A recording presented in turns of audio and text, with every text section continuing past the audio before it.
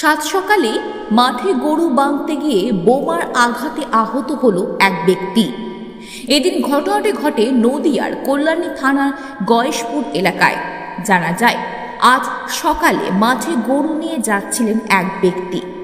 মাঠে গরু বেঁধে বাড়ি ফেরার পথে মাঠের পাশে কলা বাগানে গিয়েছিলেন কলার মোচা কাটতে। এরপরই ঘটে গেল বিপত্তি। সূত্রের খবর, কলা বাগানের ভেতরে কে বা কারা বোমা মজুদ রেখেছিলেন। হঠাৎই ফেটে যায় বোম। বোমের আঘাতে গুরুতর জখম হন ওই ব্যক্তি। বোমের আওয়াজ শুনে এলাকার লোকজন ছুটে এসে তড়িঘড়ি গুরুতর জখম ওই ব্যক্তিকে উদ্ধার করে কল্যাণী জওহরলাল নেহেরু হাসপাতালে নিয়ে যান। খবর পেয়ে ঘটনাস্থলে পৌঁছায় কল্যাণী থানার পুলিশ। বয়স কত? হ্যাঁ, বাবার নাম কে ছিল? আমার ওই ভাসুরের ছিল। নাম কি? বিবেক দত্ত। হ্যাঁ। তারপরে সেই দেখলাম আওয়াজ হয়েছে, তারপরে দেখলাম সবাই ধরে ধরে নিয়ে আসছে ওকে। মানে কোন জায়গায় হয়েছে এটা? এই যে সামনের কলা। এটা কত নম্বর ওয়ার্ড? 14 নম্বর।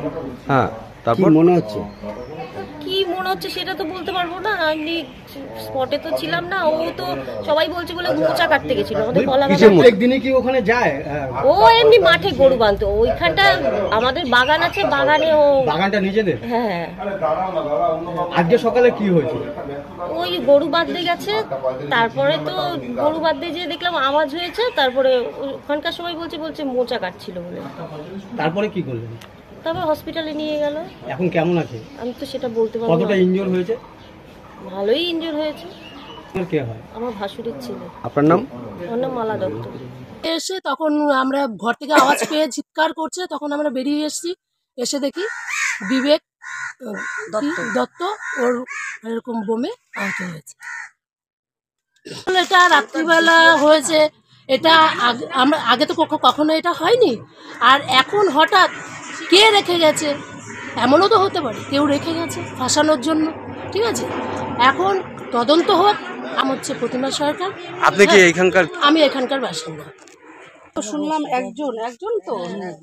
একজন তো শান্ত পরিবেশকে অশান্ত করার কেউ বা কারা চেষ্টা করছে। আমি বলবো নিরপেক্ষ তদন্ত করে যেটা হওয়ার সেটাই হোক।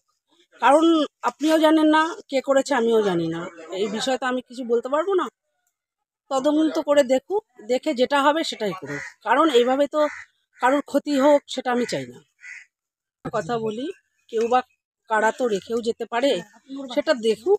আইনের পথে চলুক। দেখতে চাচ্ছি নিরপেক্ষ তদন্ত করুক, কারোর ক্ষতি হোক এটা আমি চাইছি না। আইনের পথে। নাম আপনার? লক্ষ্মী বাড়ি। কি জানলেন পরে? কি জানলেন?